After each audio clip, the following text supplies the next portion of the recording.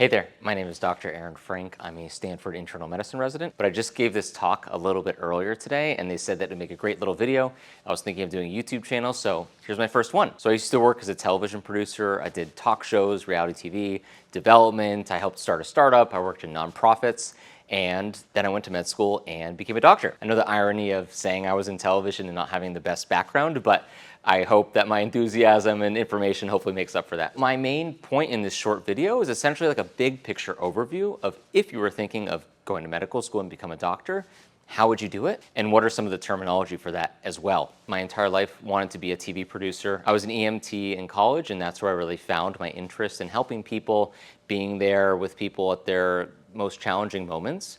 And I really wanted to learn basically everything in medicine. And I wanted to be a doctor. I wanted to be the one who's the anchor of patient care, who's thinking through all the different history, physical exam, lab values, and ultimately the one that helps create the problem list, think of all the different diagnoses, and help create that really good care plan. And it's been great. I'm almost done with my intern year at Stanford. It's a fantastic program.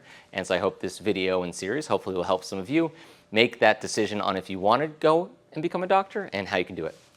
So that's who I am.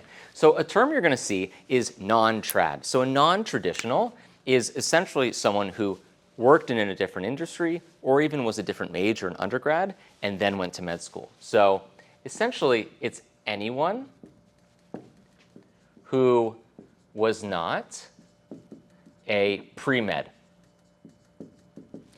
big picture-wise, in undergrad. There are people that go pre-med, work in research, and then come back to med school. That is also a little non-traditional, but the bucket I'm really thinking about is someone like me who was a TV major or an art history, or we have some lawyers, people who were accountants, basically not part of the STEM, and then went back to school. So that's like a big picture. You might hear people say, oh, I'm a non-trad, which I am, so that's kind of the non-trad. And so I'm just going to generally now talk about, okay, so you want to go to med school, you don't have any science classes. I didn't either. The last science class I took was when I was like 14.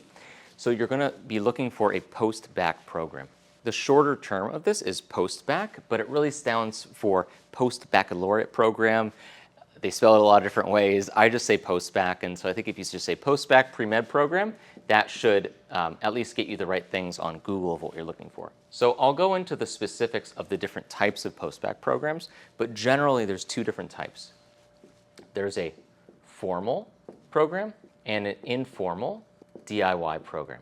And as you can tell by my handwriting, it is the perfect profession for me. Formal program, these are set programs that you apply to, typically 1 to 2 years, and you basically go from 0 to MCAT in a year or two. These are typically more expensive, but you can typically do them faster. The challenging thing also for this is you have to think ahead because you have to apply to programs. Informal DIY, this is something that you basically make it yourself. There are a certain amount of classes that I'll go into specifically to get into medical school, and you can do this at a community college or a state college. Sometimes like universities you can do this, but it's typically going to your own community college and being like, hey, I need to take Gen Chem 1 and 2, I need to take Orgo 1 and 2, I need to take Bio 1 and 2. You basically do it yourself. The benefit of this is it's typically cheaper. Community colleges are pretty affordable. The negative of this is it can take a lot of time, but that might work for you. People in informal programs can work part-time at the same time. People in formal programs, it's much more challenging to do that, and I'd really recommend if you're doing a formal 1 year, which I did, 0 to MCAT in 11 months, working anything extra besides school is crazy. So that's my big picture of how you can change careers and become a doctor. The next videos I'm going to do is a little bit more into what really is a non-traditional student, why people choose to go to medical school if they weren't STEM majors, science, technology, math. And then I'm going to do another video and much more after this on the different types of pre-med programs, really going into what a formal program is and what to look for, and then also the informal DIY programs as well. And so we can kind of make sure that you're getting the right classes on time, you're prepping for the MCAT, and everything in between.